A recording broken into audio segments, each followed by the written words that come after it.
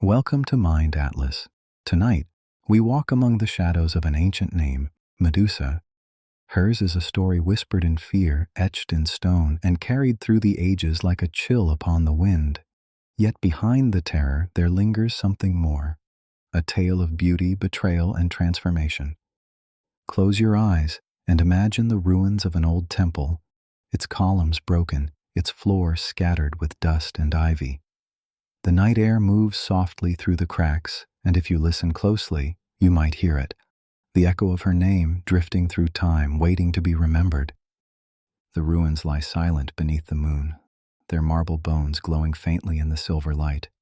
Columns lean, fractured and weathered, like sentinels that have stood too long. Vines curl through the cracks of fallen walls, and the air holds a stillness so complete that even the faintest sound feels eternal. It is in such places that her name lingers. Medusa, carried on the whisper of the wind through empty corridors, murmured in the shifting leaves, felt more than heard. Once feared as a monster, once worshipped as a warning, her presence clings to the stone as though the earth itself remembers her story. Come closer and listen gently, for Medusa's tale is one wrapped in shadow, often told in fear, yet rarely told in full. She has been painted as a monster, a creature of terror whose very gaze could turn the living into stone. But beneath that image lies another story, one of beauty, of injustice, and of transformation. Tonight, we will walk with her through the quiet corridors of myth and see her not only as others feared her, but as she truly was. Medusa was one of the three Gorgon sisters, born of the ancient sea deities Perseus and Sato. Her sisters, Stheno and Euryale, were fierce and immortal, their forms already twisted with the features of monsters. But Medusa was different. She alone was born mortal, a fragile spark of humanity within a family touched by the deep and terrifying powers of the sea. Unlike her sisters, she was not fated to endure forever.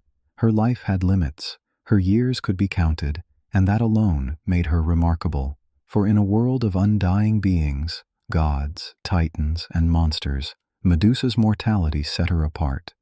She carried in her veins the same inevitability as humankind, that one day she would come to an end, and perhaps it was this difference, this mortal vulnerability, that shaped her destiny most of all. She was the daughter of Perseus and Sato, primordial beings born of the sea's endless depths. Perseus, often depicted with the rough form of a sea dweller, embodied the hidden dangers of the ocean, the lurking unseen terrors beneath the waves. Sato, his consort, was the personification of the vast, monstrous unknown that lived in the dark waters. Together, they were said to have birthed many of the world's most fearsome beings: the Graeae, the sisters who shared a single eye; Echidna, half woman, half serpent; and the Gorgons, whose names would one day haunt the edges of myth. From such parents came Medusa, yet she bore none of the monstrous features of her kin. In her youth, she was not feared, but admired. Unlike her sisters, whose forms were already marked by their terrifying nature, Medusa's beauty was radiant. Her hair shone golden in the sun, her face so striking that men and gods alike turned their eyes toward her. She was a child of terror, born of the sea's dark brood, and yet she carried the brilliance of dawn. In the earliest tales, Medusa was remembered not for horror, but for beauty. Her hair, they said, shimmered like threads of gold, catching the light of the sun and flowing down her shoulders in waves. Her face was radiant, soft, yet striking, the kind of beauty that drew both mortal and divine eyes alike. Men who glimpsed her spoke of her as though she were a vision, something unearthly, yet deeply human. Even the gods were not untouched by her presence. In her youth before the curse, Medusa was not a monster to be feared, but a maiden to be admired, her beauty as timeless as the sea from which she came. It was this radiance, so bright and unguarded, that would one day draw the gaze of Poseidon himself and seal the path of her tragic fate. Medusa, in her youth, was said to be a maiden devoted to Athena, goddess of wisdom and war. She served within the goddess's temple, a place of marble columns and polished stone where silence was sacred and every offering was made in reverence. There she lived in chastity, bound by the vows of the priestess, her golden hair veiled, her beauty belonging not to herself, but to the goddess she served. To be chosen for such devotion was an honor, a mark of purity and discipline. And so, in those years, Medusa's life was shaped by prayer, by ritual, and by quiet obedience to Athena, who demanded nothing less than perfection within her holy walls. But within that sanctuary of order and wisdom, another god's eyes began to linger, and the peace of the temple would soon be broken. It was Poseidon, lord of the sea, who set his gaze upon Medusa. The god of storms and shifting tides was drawn to her radiance, her golden hair gleaming brighter than the waves at dawn. Desire overcame reverence, and in his hunger he defied the sanctity of Athena's temple. One night, the silence of that holy place was broken. Within the sacred walls, Poseidon forced himself upon Medusa, leaving her innocence shattered and her vows in ruin. The temple that had once been a refuge became the scene of violence, its sanctity stained by the will of a god. In that moment, Medusa ceased to be only a maiden of Athena. She became the victim of a god's power, and yet, in the eyes of Olympus, it was not Poseidon who would bear the blame. When Athena learned what had taken place within her temple, her wrath was swift, but it did not fall upon Poseidon, whose power rivaled her own. Instead, it fell upon Medusa. The maiden who had once served her with devotion was condemned not as a victim, but as a violator of sacred vows. In the goddess's judgment, Medusa's beauty, which had drawn the sea god's desire, became her curse. Her golden hair twisted into living serpents, hissing and coiling where once it had flowed in shining waves. Her eyes, once radiant, were filled with a dreadful power. Any who met her gaze would turn to stone, frozen in lifeless silence. The temple's holy ground could not hold her any longer. Cast out and transformed, Medusa left behind her old life as a maiden, stepping into a new existence that the world would come to fear.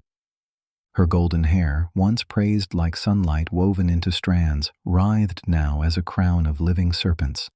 Each coil hissed and twisted, a tangle of venom and rage where beauty had once shone. Her eyes, too, were altered, no longer gentle, no longer mortal. They carried the weight of a curse, and with a single glance, flesh and bone would harden into stone.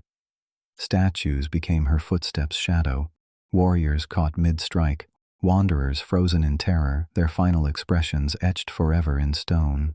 What once drew admiration now inspired dread, for Medusa's gaze was a prison without walls, a death without blood. She had been transformed from a maiden admired into a monster feared, her beauty reshaped into a weapon no mortal could withstand.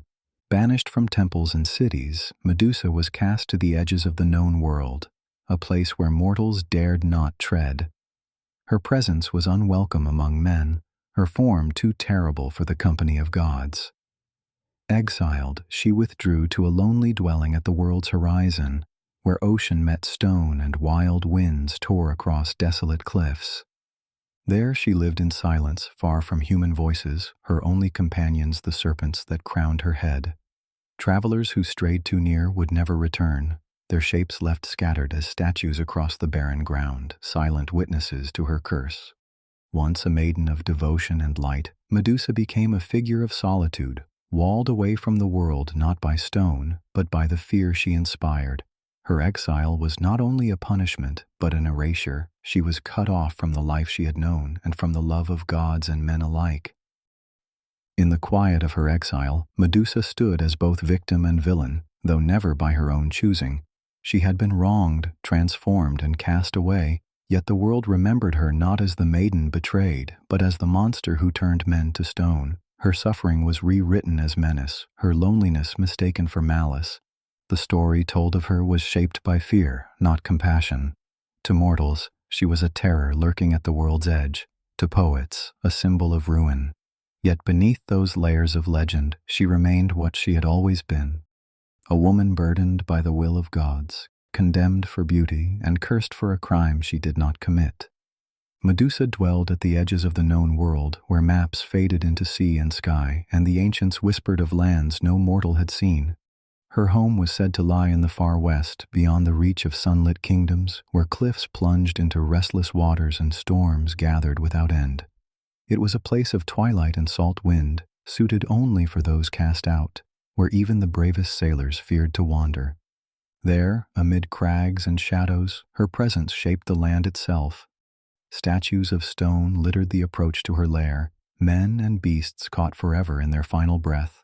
To those who saw from afar, it seemed a warning carved into the earth. Turn back, for here dwells the Gorgon. Stories spread among travelers of what awaited those who strayed too near her dwelling.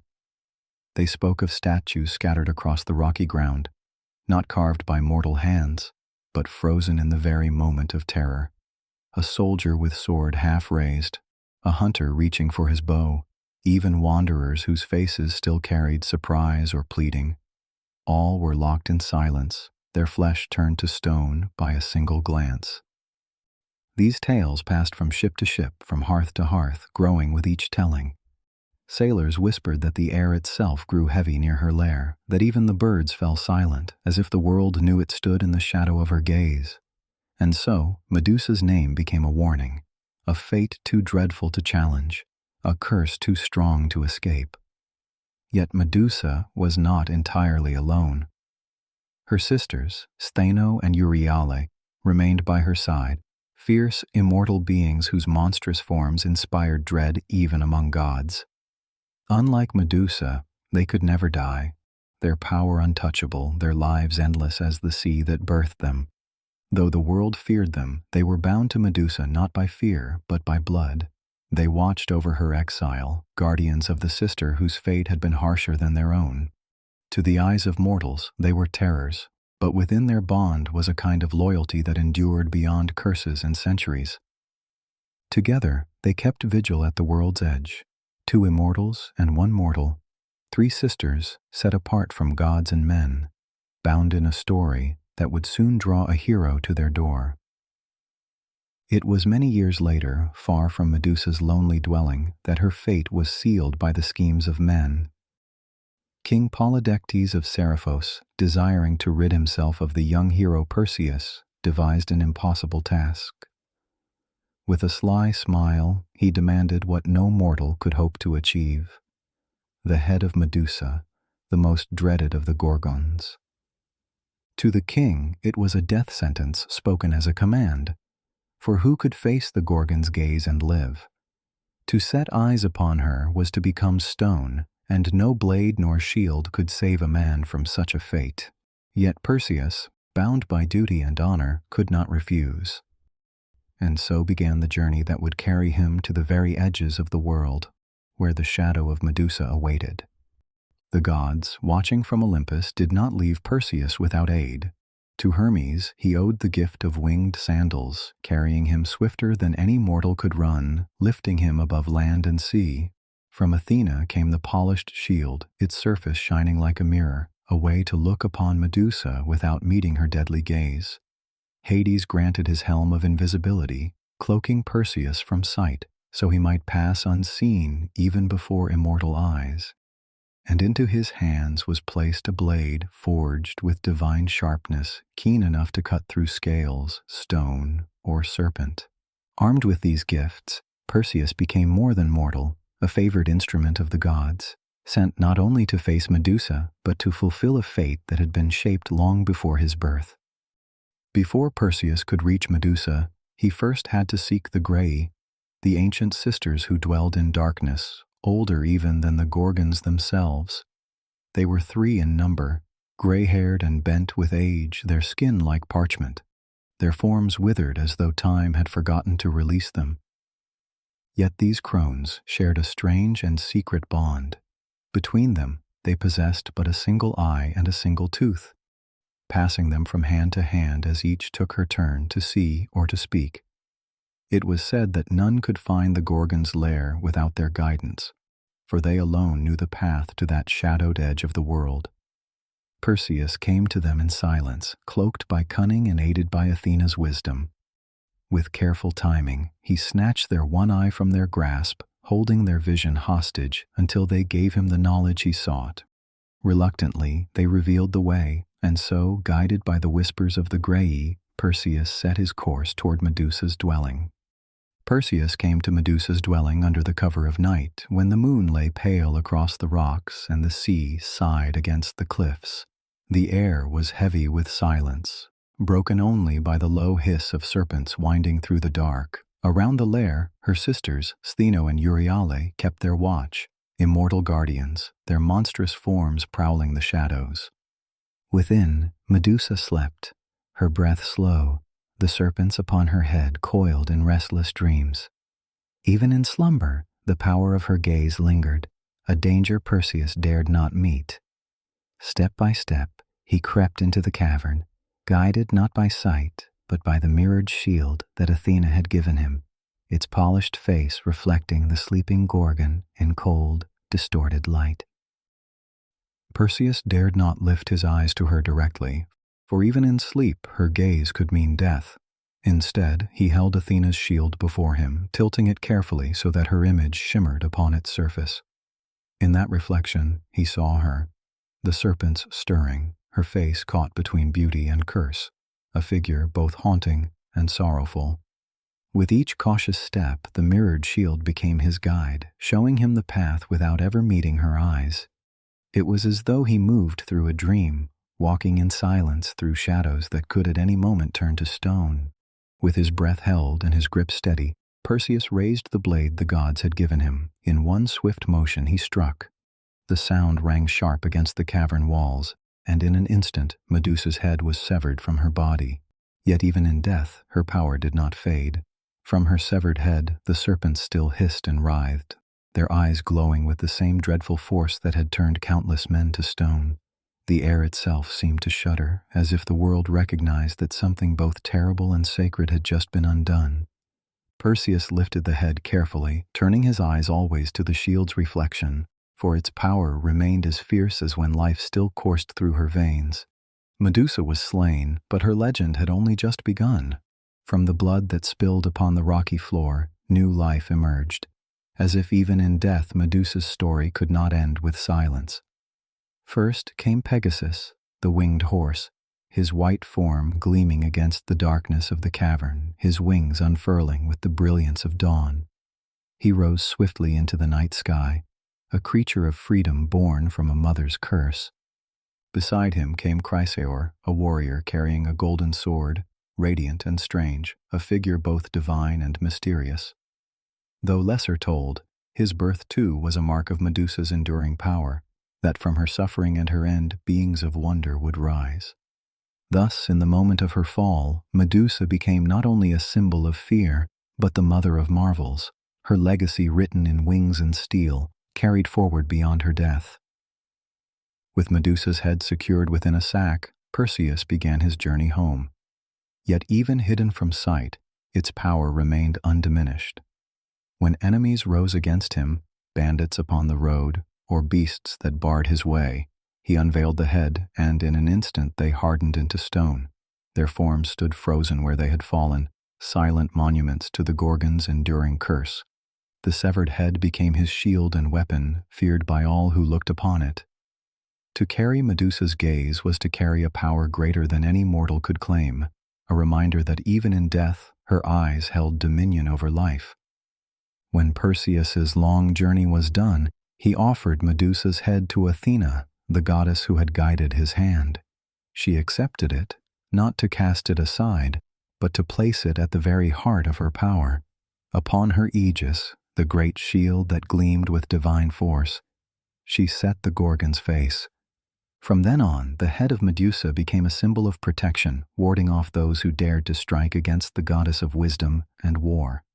Her gaze, once a curse of isolation, was transformed into a weapon of defense, a guardian to shield rather than destroy. And so, even in death, Medusa was bound to Athena, her story woven into the fabric of divine might.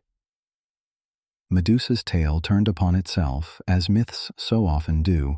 Once a maiden punished and cursed, she became in death both weapon and guardian.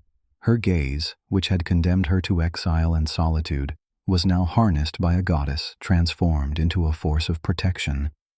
In this strange twist of fate, Medusa was no longer only the monster of fearful whispers. She became a shield against chaos, her image carried into battle as a sign of strength. What had been her burden became her legacy, a reminder that even a curse, reshaped by time and purpose, can guard as fiercely as it destroys. Medusa is more than the monster the old poets described. Beneath the scales of legend lies a story of injustice, of a maiden wronged and transformed by forces beyond her choosing. Hers is the tale of beauty turned into terror, of innocence recast as threat, and yet also of resilience. For even in her exile, she endured. Her image has shifted through the ages. To the Greeks, she was fearsome, a symbol of peril at the edges of the world. But to later generations, she became something else, a figure of power, of rage against injustice, a face that shielded as much as it threatened. In her, many have seen not just horror, but strength born from suffering. To the Greeks, Medusa was the embodiment of fear, a guardian of the unknown, a terror that kept mortals from straying too far beyond the edges of their world. Her story was a warning, her gaze a boundary between the living and the lifeless. But in later ages, her image was reborn. Artists and poets began to see not only the monster, but the woman beneath the curse. She came to stand as a symbol of female rage, fierce, unyielding, and unashamed. A figure of power, her face became an emblem of protection, a ward against harm. No longer only the villain, Medusa was claimed as a force of strength, her legend reshaped into defiance rather than despair. In the stillness of myth, Medusa's eyes still meet our own. They gaze across centuries, unblinking, asking us what we truly see. Do we see only the horror, the serpents, the stone, the fear? Or do we glimpse the misunderstood strength of a woman cursed for beauty, silenced for suffering, yet enduring beyond her end? Her story waits for us in that question, lingering like a shadow in the firelight. And as we look back at her, perhaps it is ourselves we see reflected, in the fear, in the resilience, in the unyielding power of her gaze. And so the story closes not upon earth, but in the heavens. For it is said that Athena, after placing Medusa's head upon her shield, set her likeness among the stars. There, in the dark vault of night, her image still lingers, woven into the constellations that turn slowly above the world. She is no longer bound to stone cliffs or shadowed lairs, but carried high into the sky, where her gaze cannot harm, only watch.